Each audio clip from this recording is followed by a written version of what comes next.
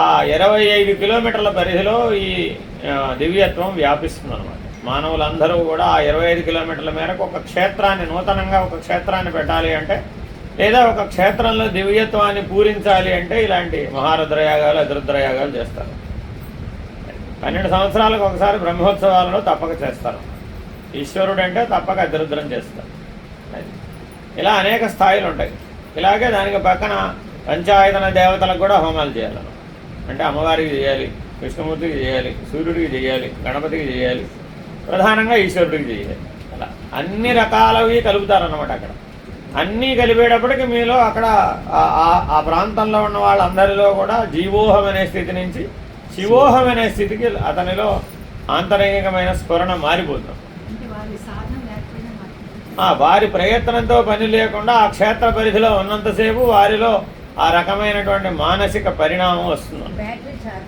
అయితే ఏమిటంటే అది నిలబడాలి అంటే మీ జీవితం సరిగా ఉండాలి. మీ జీవితం సరిగా లేకుండా ఎంతకాలం నిలబడదు. ఏదైనా సదాచారం ఉండాలి, ఎప్పుడూ సదాచారం ఉండాలి, సువిచారం ఉండాలి. అది లేకుండా వీలు. నాది నాది నేను నేను అన్నంత కాలం ఆ తగాదా ఎవరు తీర్చలేరు. ఎవరికి వాళ్ళే ఆ నేను నాదిని పరిష్కరించుకోవాలి. అవి లేనప్పుడే మీరు ప్రేమ అనే స్థాయికి చేరతారండి. మీరు ప్రేమ అన్న విషయం అవతారుడి దగ్గరైనా ప్రేమే, ఈశ్వరుడి దగ్గరైనా ప్రేమే. గోపికలందరికీ శ్రీకృష్ణుడి ఎడల ఏముంది? ప్రేమయే. మధుర భక్తి అంటారు దాన్ని. ఆ మధుర భక్తి అనేది సార్వజనీయమైనటువంటిది. అక్కడ నేను నాది ఉండదాను. అలాంటి స్థితికి చేరుకుంటేనే తప్ప మనం ఈశ్వరత్వాన్ని పొందలేం. ఆ స్థాయికి చేరడానికి ఇవన్నీ రకరకాల మార్గాలు. అలా ఎవరి శక్తి అనుసారం వారు చేయవచ్చు. తప్పక ఇదే చేయాలన్న నియమం లేదు. ఈ అతిరుద్రాలు, మహారుద్రాలు కేవలం ఆలయాలకే, ఆశ్రమాలకే పరిమితం, కానీ వ్యక్తులకు కాదు. వ్యక్తులు చేసేవి కాదు. వ్యవస్థ మేలుకోరి లోక కళ్యాణ నిమిత్తం ఆలయాలు, ఆశ్రమాలు నిర్వహిస్తారు. అందుకే శ్రీశైలంలో చేస్తారు, కాశీలో చేస్తారు. శైవ క్షేత్రాలన్నింటిలో ఎప్పుడో ఒకప్పుడు తప్పక 12 సంవత్సరాలకు ఒకసారి అతిరుద్రం ఎవరో ఒకరు చేస్తారు. ఎవరో ఒక మహానుభావుడు పూనుకుంటాడు, దానికి అందరూ కలిసి చేస్తారు. కనీసం ఒక 108 మంది కావాలి సేవాదండ. గట్టిగా పనిచేసేవాళ్ళు, 60 రోజుల పాటు పనిచేసేవాళ్ళు ఒక 108 మంది కావాలి. దాని నిమిత్తం వారు వేరే పని ఉండకూడదు. ఎవరికి 24 గంటల 60 రోజులు అదే ఉద్యోగం. అలా ఉంటేనే ఆ పని అవుతుంది, లేకపోతే అవ్వదు. కాబట్టి మనమేదో నేను ఒక్కడేనండి, నేను ఒక్కడిని అతిరుద్రం చేస్తానండి, అది అసలు ఒక్కడే ఏకవారుద్రాభిషేకం రోజు చేయడమే చాలా కష్టం. అందుకని ప్రతినిత్యం రోజు ముందు ఇంట్లో ఏకవారుద్రాభిషేకం చేయాలి, అది చేసుకోవాలి. అప్పుడు వీలవుతుంది. హరి ఓం.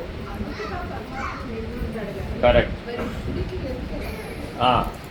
నది అంతటా పారుతోంది కదా, మీరు స్నానం ఎక్కడ చేయగలుగుతారు? రేవులోనే. ఒక రేవు ఉంటేనేగా స్నానం చేయడానికి. గంగా నది ఆ చివరి నుంచి చివరి దాకా పారుతోందమ్మా. కృష్ణానది మనకు ఆ చివరి నుంచి చివరి దాకా పారుతోంది. సముద్రం సంగమ స్థానంలో వెళ్ళి స్నానం చేద్దాం అనుకున్నాం, ఏమైపోతాం? కొట్టుకుపోతాం. ఎందుకని వడి ఎక్కువ ఉంటుంది అక్కడ. మీ ఊళ్ళో ఇక్కడ కూడా కృష్ణానది ఉందిగా, రేవు ఉంటేనేగా నువ్వు స్నానం చేయగలిగేది. రేవు లేకపోతే చేయగలుగుతావా? అలాగే ఈ ఆలయాలన్నీ రేవు లాంటివి, సులభంగా నీకు అందుబాటులో ఉన్నాయి అన్నమాట.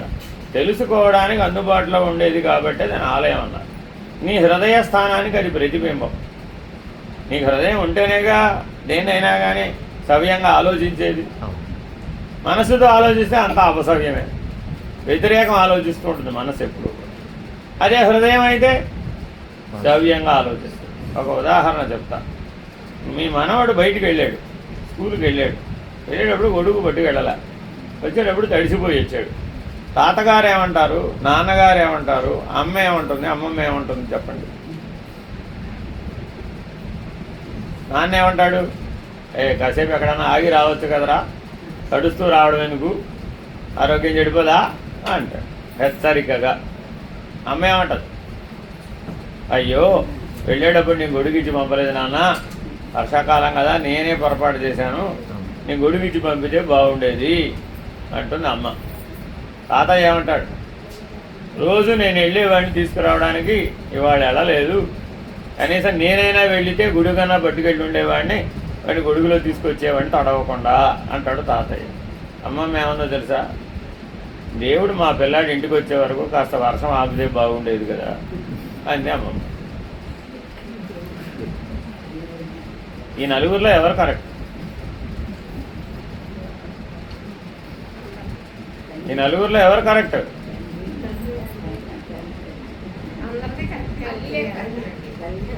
అమ్మమ్మే కరెక్ట్. ఎందుకని ఆవిడ హృదయంతో మాట్లాడుతుంది. అందుకని అమ్మమ్మ అర్థమైనట్లుగా మిగిలిన వాళ్ళకి ఎవరికి అర్థం కాదు. మనవాడు ఎవరికి అర్థం అవుతాడా అంటే మనవరాలు కానీ అమ్మమ్మకే అర్థం అవుతాడు. అంటే వాడి మేలు ఎప్పుడూ కోరతుంది, దేవుణ్ణి అడుగుతుంది సరాసరి. ఎందుకని ఆవిడకి హృదయం విప్పారింది, వ్యాపక ధర్మం వచ్చేసింది. అందుకని అమ్మమ్మ అన్న స్థాయి వరకు ఉండాలంటారు. కనీసం ఓపిక ఉంటే ముని మనవరాన్ని కూడా చూసి తాతమ్మ దాకా ఉండాలంట. 4 తరాలు చూస్తే అప్పుడు నీకు జీవన సారాంశం అంతా అర్థమవుతుంది. అప్పుడు హృదయంతో జీవించడం ఎట్లాగో అర్థమవుతుంది. అదే అమ్మగా ఉన్నప్పుడు సగం అర్థమవుతుంది. అమ్మ కాకపోతే పావలా, అమ్మ అయితే ₹1 అమ్మమ్మ అయితే పావలా, తాతమ్మ అయితే రూపాయి. 100%. అది హృదయం వికసించే విధానం. అందుకని మీరు అమ్మాయిగా ఉన్నప్పుడు మీకు మొత్తం మార్కులు వేయలే. మీరు ఎంత చదువుకున్నా, మీరు ఎంత ఉద్యోగాలు చేసినా, మీరు ఎన్ని లక్షలు సంపాదించినా, పెళ్లి కాలేదనుకోండి, అప్పుడు మీకు ఏమైనా విలువ ఇచ్చారా? ఏ ధర్మ కార్యాలైనా అయినా మీకు విలువ ఇస్తారా? లేదు కదా. ఎప్పుడు ఇస్తారు? వివాహిత అయినప్పుడు. వివాహిత అయినాక తల్లి అయింది, అప్పుడు ఇంకా ఎక్కువ. అమ్మాయిగా అప్పుడు ఇంకో పావలా చేరింది. ఎందుకని? ఇంకొక జీవిని కని పెంచి పోషించడం అనేటటువంటి అనుభవ జ్ఞానం వచ్చింది. అదే లేకపోతే ఆ పావలా వచ్చి చేరదు. అవునా కాదు? పిల్లలు లేరండి, ఆవిడకి 70 ఏళ్ళు ఉండవచ్చు, కానీ ఆవిడని మనం ఆదర్శంగా తీసుకుంటారా? లేదు. అందుకని ఆ పరిణామం, పరిపక్వత రాలా, పరిణతి రాలా. అలాగే అమ్మమ్మ అయింది. అందుకని పెద్ద ముత్తైదు అన్నారు అమ్మమ్మని. మాటి మాటికి ఏ పని కావాలని ఎవరు పిలిచారు? అమ్మమ్మని తాతయ్యని ముందు పిలిచారు. ఎందుకని? ఆవిడ పెద్ద ముత్తైదు. తాతమ్మ అయిందండి, ఆవిడ లేవలేకపోవచ్చు. అవునా కదా? అప్పటికి ఆవిడ చక్కగా ముత్తైదువుగా ఉందనుకోండి, అప్పుడు ఆవిడకి ఏమని పేరు పెట్టారు? సాక్షాత్తు పరమేశ్వరి, జగజ్జనని. అందరూ ఆవిడ కాళ్ళకి నమస్కరించి కార్యక్రమం మొదలుపెట్టారు. ఎందుకని? అందరూ ఆవిడ తర్వాతే. అవునా కాదా? ఆవిడకి అప్పుడు రూపాయి. హృదయం పూర్తిగా ఎవరినైనా తరతమ భేదం లేకుండా ఆశీర్వదించగలిగేటటువంటి సామర్థ్యం వచ్చింది ఆవిడ. అదే అమ్మాయిగా ఉన్నప్పుడు నీ ఆశీర్వదం ఎవరు అడగలేదే. కాబట్టి ఆశీర్వదించాలంటే ఏముండాలి మనకి? సమర్థత. ఆ హృదయ స్థానంలో ఈశ్వరుడు బలంగా నిలబడాలను. ఆ దివ్యత్వం ఉంటేనే నువ్వు ఆశీర్వదించగలుగుతావు, లేకపోతే ఆశీర్వదించదు. మీ జీవితంలో కనపడ్డ వాళ్ళందరి కాళ్ళకి మీరు నమస్కారం చేస్తారా? లేదండి. ఎందుకని? అనిపించాలి కదండి. అతను చూడగానే ఆ దైవీ కళ ఉట్టిపడాలి. అతను చూడగానే సాక్షాత్ దైవాన్ని దర్శించాలనే అనుభూతిని హృదయంలో కలగాలి. అదేదో రాత్రింపగళ్ళు కూర్చొని ఆలోచించి బుర్ర బద్దలు కొట్టుకుంటే వచ్చేది కాదు. అది అలా చూడగానే క్షణమే నీకు ఆ అనుభూతి కలుగుతుంది. కాబట్టి గర్భాలయంలో ఈశ్వర దర్శనానికి వెళ్ళాం. పొద్దున్నే సాయంత్రం దాకా కూర్చుంటే దేవుడు కనపడతాడన్నారా? అవసరంలా. అలా ఒకసారి ఆయన కళ్ళల్లో మన కళ్ళు పెట్టి చూసామండి, ఏమైపోయినప్పుడు అన్యోన్య దర్శనం. మీ హృదయం స్పందించింది ఆ ఈశ్వరత్వాన్ని. ఎందుకని? మీ హృదయంలో ఈశ్వరుడు ఉన్నాడు. కాబట్టి ఆ ఈశ్వరుని మేలుకొలపాలి అంటే ఒక విధానం, ఒక నడక, ఒక జీవనం ఉండాలక్కర్లేదా? ఉండాలి. అందుకని ఇల్లు కట్టామంటే మొదట ఏం పెట్టమన్నాం? ముందు ఈశాన్యంలో దైవ స్థానాన్ని పెట్టిన తర్వాతే అప్పుడు ఆగ్నేయ స్థానానికి వెళ్ళి అమ్మ పొయ్యి వెలిగించమన్నా. గృహప్రవేశం చేయాలమ్మా, ముందెళ్ళి పొయ్యి వెలిగించమన్నావా? లేదుగా. ఈశాన్యంలో దేవుడిని పెట్టి ముందు దీపారాధన చేయమ్మా, చేసావు. తర్వాత పని ఏమిటి? అప్పుడు ఆగ్నేయ భాగానికి వెళ్ళి పొయ్యి వెలిగించమ్మా, ప్రసాదం వండు. ఆ తర్వాత మిగిలిన ఏ పని అయినా సరే. అంతేనా కాదా? లేదమ్మా ముందు పడకటిల్లు ఎక్కడుందో చూడు, మంచం ఎక్కడుందో మంచం వాల్చమ్మా అన్నారా గృహప్రవేశం అవ్వగానే? రాత్రికి నిద్ర చేయమ్మా, అక్కడ బ్రహ్మచర్యంతో నిద్ర చేయమ్మా, భూశయనం చేయాలమ్మా, నియమాలు పాటించాలమ్మా, మళ్ళీ తెల్లవారుజామునే లేవాలమ్మా, పొద్దున్నే పూజ చేయాలమ్మా అని గృహప్రవేశం ముహూర్తాలన్నీ ఎప్పుడు ఉంటాయి? ఎందుకని? తెల్లవారుజామునే ఉంటాయి. మిట్ట మధ్యాహ్నం పొద్దుకి నాకు ఉండవు. అర్థమైందండి? ఎందుకని? మనం పొద్దున్న లేస్తూనే ఆ దైవీ భావంతో లేవాలని, ఆత్మభావంతో లేవాలని. గృహప్రవేశం అంటే నూతన జీవితానికి నాంది. ఈశ్వర భావంతో జీవిస్తానని ప్రమాణం చేయటం. గుమ్మడికాయ కొట్టడం అంటే అర్థం ఏంటి? దేహభావాన్ని వదిలేసి జీవభావం పోయింది, నాకు ఈశ్వర భావం వచ్చింది. ఆ గుమ్మడికాయ నీ గుర్తు. దాన్ని పగలగొట్టడం అంటే జీవభావాన్ని వదిలేయటం, ఈశ్వర భావంతో నిలబడటం. ఆ పైన హారతి కర్పూరం ఎందుకు పెట్టావు? నా అహంకారాన్ని హారతిగా సమర్పించాను. హృదయంలో అహంకారం ఉన్నంతసేపు ఈశ్వరుడు ఉంటాడా? ఉండడుగా. అయితే వీడో లేకపోతే వాడు, అయితే జీవుడు ఉంటాడు లేకపోతే దేవుడు. దేవుడికి స్థానం ఇచ్చామనుకోండి, ఈ జీవుడు ఉన్నాడు అక్కడ. ఆ జీవుడు దేవుడు కలిసిపోతాడు. అర్థమైందండి? అదే జీవుడిగా ఆ స్థానం ఇచ్చేసావు, అప్పుడేమైంది? అప్పుడు ఈశ్వరుడు ఖాళీ. పరమాత్మ ఉంటాడు కానీ కనపడాడు. కాబట్టి పరమాత్మ యొక్క దర్శనం పొందాలి అంటే ఏదో ఒక ఆధారం, స్థానం ఉండాలిగా, అప్పుడే అది వీలవుతుంది. అందుకు ఆలయమేమో తల్లి లాంటిది, ఆశ్రమమేమో తండ్రి లాంటిది. ఆశ్రమం తండ్రిలాగా దారిలో పెడుతుంది, ఒక క్రమశిక్షణ నేర్పుతుంది, మీ జీవనాన్ని ఒక సవ్యమైన మార్గంలో నడుపుతుంది, ఒక లక్ష్యం దిశగా నడుపుతుంది. ఆలయమేమో తల్లి వలె నిన్ను ఓదారుస్తుంది, కష్టంలో ఓదారుస్తుంది, రక్షణ కల్పిస్తుంది, దైవం ఉన్నాడనే విశ్వాసాన్ని కల్పిస్తుంది, దైవం వైపు నీ చూపు తిప్పేట్టు చేస్తుంది, సత్వగుణంతో జీవించేట్టు చేస్తుంది.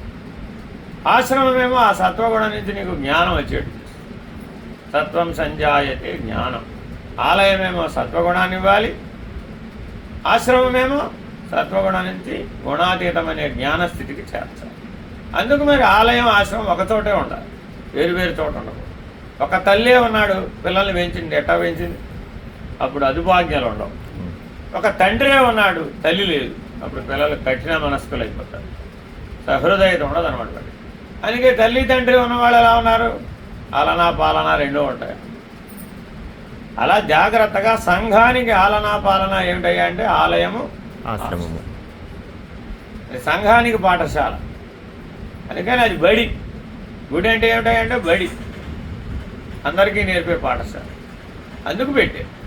అంతటా ఉన్న పరమాత్మని దర్శించే దృష్టి కలగాలి అంటే ఆ దృష్టి కలిగించే బడేదో అదే ఆలయం. అన్నీ ఓ చోటే ఉన్నాయమ్మా. తర్వాత కాలంలో భుక్తి విద్య, ముక్తి విద్యల్లో భుక్తి విద్య బలపడిపోయింది, ముక్తి విద్య మరుగైపోయింది. భోజనమే ప్రధానమైన దశకు వచ్చేసాం.